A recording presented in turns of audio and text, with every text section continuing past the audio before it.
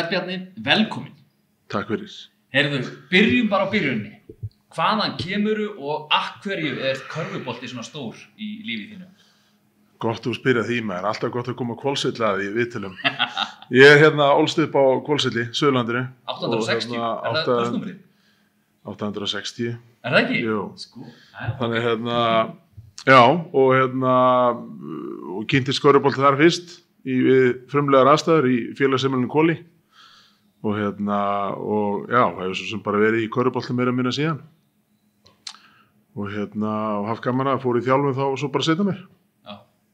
Þannig að það var bara á Hvolsvelli sem þetta byrjar, þrátt fyrir eins og að segja, frumstæðar aðstæður. Já, og veistu gaman að því svo sem líka, við erum Lalli Jóns þjálfar í Þór Þorlákshöfn en líka Hvolsvellingur.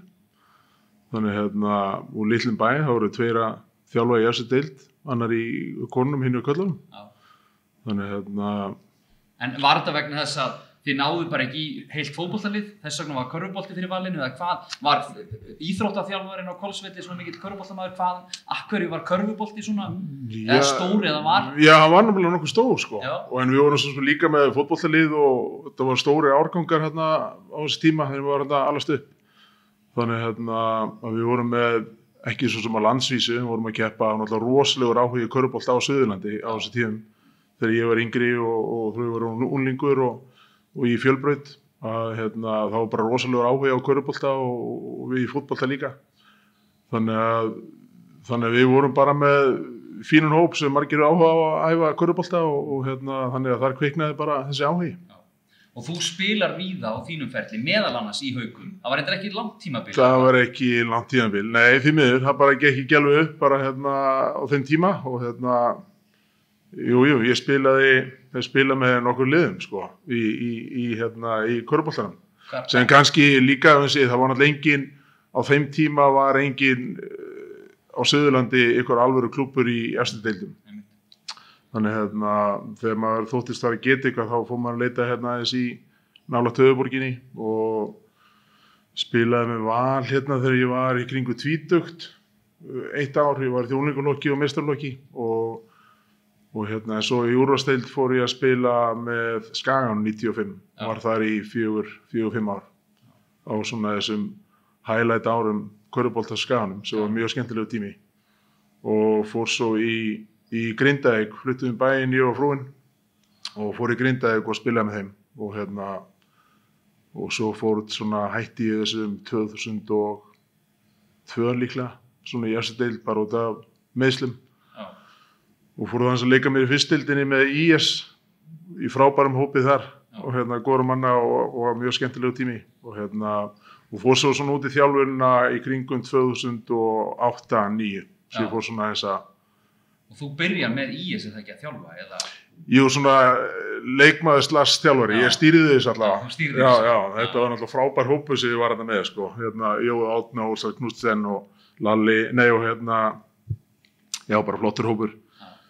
Og mjög skemmtilegt en þjálfari kannski ekki beint en stýrði þessi leikjum og annað og svo fór ég að þjálfa einn vetur í Þorlákshöfn þegar þau voru í fyrstdeildinni og þannig Benni tók við eins og þar fljótlega í framhaldinu minnum mig og kemst svo til Hauka 2011. Já, og þetta að vera þjálfari, var þetta eitthvað sem blundaði í þér þegar þú varst leikmaður eða kom það seinna þegar þú kannski, fórst að hætta eða minnka?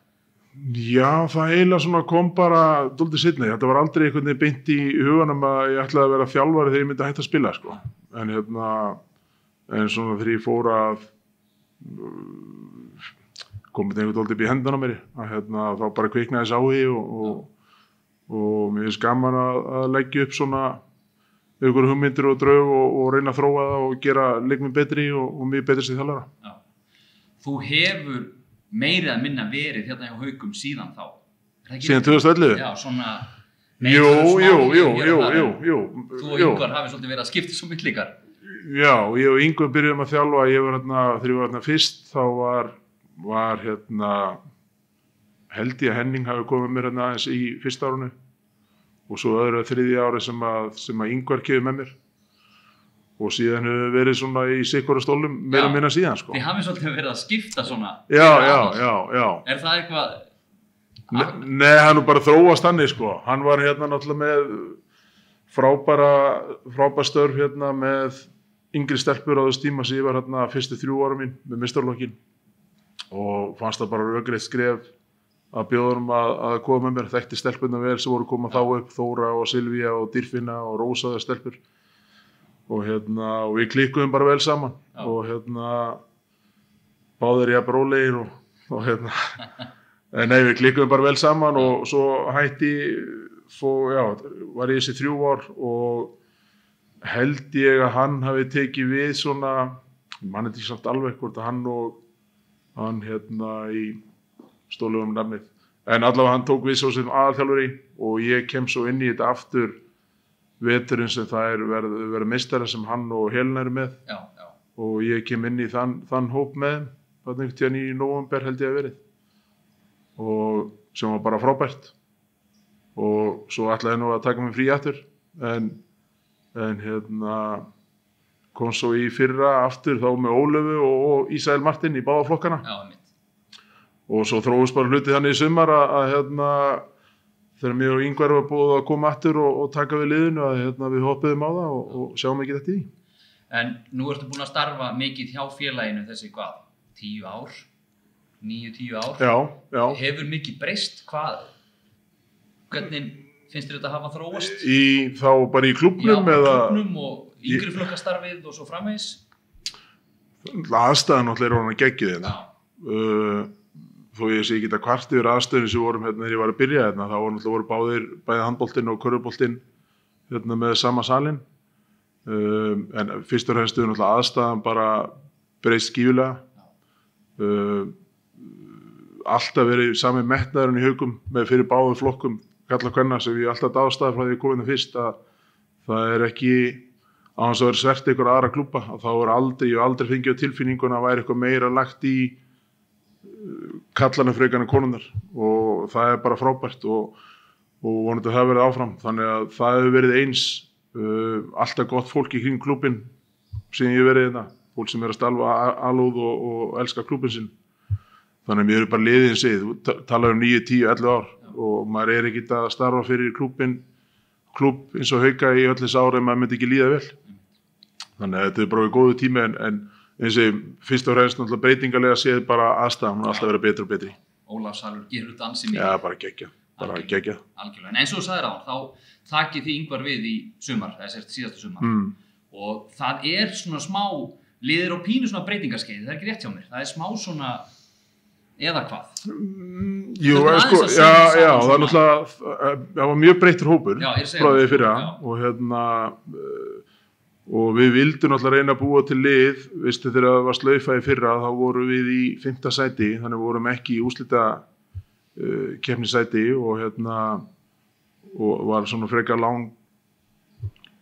ekki langt frá því, en við vorum að leita ekki út þegar við værum að fara í úrslitakeppni þennan tíma og ári áður komast ekki heldur í úrslitakeppni. Þannig að það var náttúrulega markmiðið á okkur núna að búa til hóp og vera með þannig hóp að við gætum gert allir fyrsta lagi að komast í úrslitakeppnina. Það er náttúrulega bara fyrsta skrefið sem við gert síðastliðin 2 ár og vera með mjög samkeppnissætt lið og nokkrir nýjir leikmenn en frábær hópur og þannig að við erum bara okkur líður vel og við erum bara bjartir á framhaldið. Já. Það hefur verið svona stígandi í liðinu og ég meina Sara auðvitað kom til liðsins á dögunum og það hefur væntanlega verið svona síðasta púslið. Já, og mér fannst svo sem vera stígandi í áður en hún kom og varnarlega voru við búin að vera nokkuð solid svona from day one eins og segir á góð íslensku og sóknarleikurinn verða svona betri og betri. Maður segir það bara svona á tölfræði og öðru og svo náttúrulega þegar kom upp að Sara hefði áhuga að koma í Hauka og að þá var það náttúrulega bara frábært fyrir stelpurnar og okkur og klúbbinn að fá svona öflugan leikmann og sýnir kannski bara líka á hvaða stað hvenær körfubolti og Haukum er á landinu að þegar svona öflugi leikmenn sem þau geta farið í hvaða klúbb sem er vildu og auðvitað hjálpaði til að systirna var hérna, ég ætla ekki að fara í félum með það en það þarf meira til og þannig að hún á klálega eftir að gera okkur ennþá betri og er búin að gera það. Já. Ég hef tekið eftir í síðustu leikjum að þú ert að spila á mörgum leikmönnum. Þú ert með mikla breidd í hópnum. Já. og ungar stelpur sömuleiðis sem fengu til dæmis tækifæri á móti KR. Já. Hversu mikilvægt það að hafa svona breidd í hópnum? Það bara mjög mikilvægt, sko. Við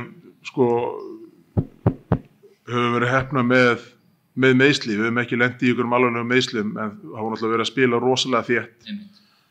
Það var náttúrulega bara, og hefur það líka hjálpað til, við höfum ekki lent í neinum meiðslum, við gátum verið að dreifa álaginu leikjum og þannig að það náttúrulega bara frábært. Eins og við talaðum áður upp að við vildum reyna að fá inn ungar efnilega stelpur líka sem geti unnið með vonandi á næstu árum. Svo við fengið bæði Kristrúnu sem kom frá Þóra Akureyri og Elisabeth sem kom úr Grindavík, Dagbjört að koma upp úr yngurlokastarfinu. Þannig sem alltaf bara frábært og þær getur komið inn í svona stóran, breiðan, öflugan hóp með reynslumiklu leikmönnum að stíga sinni fyrstu skref og þróa sem leikmenn. Þannig að það bara geggjað fyrir okkur að vera með svona breiðan hóp og stelpur í öllu stöðum klárar að koma inn. Já, akkurat. En svona kannski fyrir tímabilið, hvernig hugsaðir þetta? Þú talaðir að komast í úrslitakeppni. Já. Það var þá kannski fyrsta markmið. Það var fyrsta markmið. Við töluðum það bara hópurinn og að svona stóra markmiði væri, bara við lítum aðeins á síðustu 2 ár, þar sem við höfum ekki komist í úrslitakeppni, að það væri bara, þar var fyrsta. En við myndum líka setjast niður aftur þegar við töldum að vera búin að tryggja okkur þar og þá að setja okkur bara næstu markmið.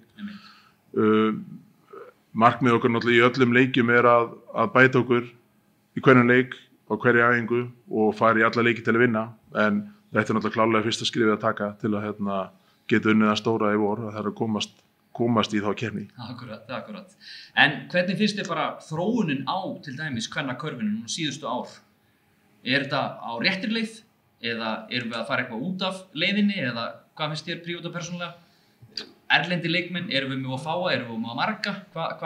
Hvar stendur þú í þessu öllu saman? Sko, erlenda, tökum það fyrst, þá hef ég svo sem ekkert einhverja stóra skoðun á því að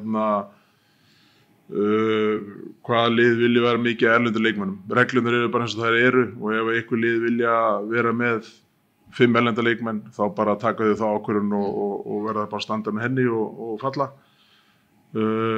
Með þróunina, sko, ég alltaf skoðun í kvennaboltanum að við síðan höfum verið að spila of marga leiki í gegnum þessi ár sem ég verið í efstu deild og það segir út af því að við erum með vanlega svo mikið ungu stelpum sem eru að spila bæði þá í yngjurflokkum og það eru líka að spila í meistaraflokk og landsliðum og öðru og mér finnst bara persónulega að við hafa of lítinn tíma til að drilla þessar stelpur. Þetta eru auðvitað að læra mikið að spila leiki og annað sem náttúrulega bara frábært. En ég tel að við getum, og alltaf sagt að við ættum að fara aðeins einhvern milliveg til að við getum haft markvissara æfingar líka fyrir stelpur til að geta þróast. Til að geta kennt meira í grunni og öðru. En það bara mín skoðun. Deildin í vetur bara búin að vera frábær. Hún búin að vera jafn. Já, bara jöfn deild. Fjölnir hefur ristið upp í þessu. Komið og þeir ákveðu að fara að leiða bæta við 2 erlendu leikmönnum og til að gera sér samkeppnishæfari og bara hefur gert gott fyrir deildina, bara fleiri sem að berjast að komast í úrslitakeppni, lið eins og Breiðablik sem í 7. sætinu sem bara með mjög gott lið og lítur út fyrir sem að eigin ekki séns á að komast í úrslitakeppnina sem segir kannski bara líka til styrkinni á deildinni. Þannig að sú þróun góð. Þannig að ég bara ánægður. Gott. En aftur aðeins í þjálfaramáli. Á þínum ferli sem leikmaður, var einhver þjálfari sem var í uppáhaldi hjá þér? Ertu svona, já, ég ætla að vera eins og þessi þjálfari eða þessi? Ertu búin að taka það besta úr öllum eða hvernig? Já, ég er náttúrulega reynt að við haft fína þjálfari gegnum tíðina og reynt að pikka eitthvað upp frá mönnum, svona áherslu sem menn voru að gera og annað. En sá sem hafði kannski svona, þó ég sé ekki endilega nota mikið sóknarlega frá þeim þjálfara, en sem ég kendi mér alveg svakalega mikið bæði þessi leikmaður þá aðalega varnarlega var Alexander Ermolinski að einn merkilegasti leikmaður sem ég spilaði með á mínu ferli. Stórkostlegur og það sem var gott við hann var hann vildi hafa leikinn einfaldan og hann vildi náttúrulega hægja á leiknum kannski út af persónulegum ástæðum en mér varst rosalega gaman að vinna með honum og það er alltaf svona ofalega í huga mér svona með mörg atriði og sérstaklega varnarlega og sem ég læriði bara mjög mikið af og þannig að það er svona nafni sem er kannski hvað efst í huga þó að margir aðrir hafi verið góðir sem ég var hjá. Akkurat. En hvernig er það sem þjálfari þið í svona í ástar- og hatursambandi við dómara oft á tíðum ég fylgdist vel með þér í leiknum núna síðasta móti Skallagrim og þú ert í stöðugum einhvern veginn svona samræðum við dómara allan leikinn og ég sá bara til dæmis í hálfleik þá ertu ósáttur við eitthvað sem gerist og strax eftir hálfleiki þegar seinni hálfleikur er að byrja þá kemur einn dómari til þín og er að útskýra fyrir þér er svona þessi stemning á milli þjálfara og dómara er þetta mikil virðing eða er þetta misjafnt bara eftir mönnum Nei, sko, í fyrsta lagi ber ég mikla virðingu fyrir öllum dómurum og þeir sem taka að sér að vera dómarar út af þetta er eflaust mjög krefjandi starf og eflaust erfitt fyrir yngri menn að koma inn í þetta. Sko ég liði mér rosalega inn í leikinn og það er bara ég og hefur alltaf gert það bæði sem leikmaður og sem þjálfari. Þannig ég var erfitt með að sitja einhvern veginn og þannig ég vil vera dálítið þátttakandi. Hluta því ósjálfrátt kemur að eiga samskipti við dómara. En ég tel mig ekki vera ókurteisan eða fara eitthvað yfir strikið. Töldu í síðasta leiki ég fara aðeins yfir strikið og gaf mér einu tæknivillu. En það getur komið fyrir en yfir höfuð, ég ádóldi oft samskipti við dómara en það er bara að fá útskýringar og segja mína skoðun og annað en ekki að það vera eitthvað endalaust og langt í frá að vera hraunuði menn eða neitt svoleiðis að mér finnst bara gott að geta átt samskipti við dómara og mér finnst það bara miður þegar dómara fara og fljótt í að aðvara eða jafnvel dæma tæknivillur á leikmenn eða þjálfara meðan menn halda sig svona sæmilega á móttinni. Já, þannig að þér finnst gott þegar að dómara eins og koma bara til þín og útskýra fyrir þér þetta, ég sá þetta svona og þá er þetta bara búið. Já, og eftir leiki er bara leikurinn búinn. Ég bara og ég predika það bara við mína leikmenn og stelpurnar að við höfum ekki tekist á meðan leikurinn í gangi og æfingar í gangi og svo þegar það er búið þá er það bara búið. Þeir dómarar að gera nákvæmlega sitt besta eins og ég gerir mistök í leikjum og leikmenn og dómarar líka en ég hef kannski einhverja þörf fyrir að ræða þau stundum. Eðlilega. En svona ef við förum aðeins út úr Ólafssal í smá tíma hvað gerur nú annað en að þjálfa körfubolta og vinna? Hver eru áhugamálin? Sko ég náttúrulega að starfa með fyrirtæki sem heitir Tandur og búin að vera þar í 10-12 ár. Áhugamálin eru náttúrulega bara íþróttir bara frá A til Ö og golf. Þú ert svolítið á golfið. Já, og bara of sjaldan. Of sjaldan. Já, þessi körfubolti er að taka of mikið tíma orðið sem við breyst frá því að maður var hérna sjálfur að þjálfa þá var maður bara í frí yfir sumartímann og var ekkert vesinn. En núna er þetta orðið bara heilsárs dæmi sem er náttúrulega bara gott. Og það er ákveðin þróun í því. En ég finnst rosalega gaman að komast til golfvöllinn. Já, það er þinn heimavöllur sérstaklega yfir hásumarið. Yfir hásumarið, já, og svo finnst mér náttúrulega bara gott að kúpla mig út með fjölskyldinni. Við búum allir í Hafnarfirði, en ég á sumarhús undir Eyjafjöllunum og ég talaði ég er náttúrulega af því svæði og finnst sjaldan betra, neitt í veröldinu betra heldur en að komast í sveitina og slaka þar á. Frábært. Heyrðu Bjarni, við höfum þetta ekki lengra. Takk kærlega fyrir. Takk fyrir mig.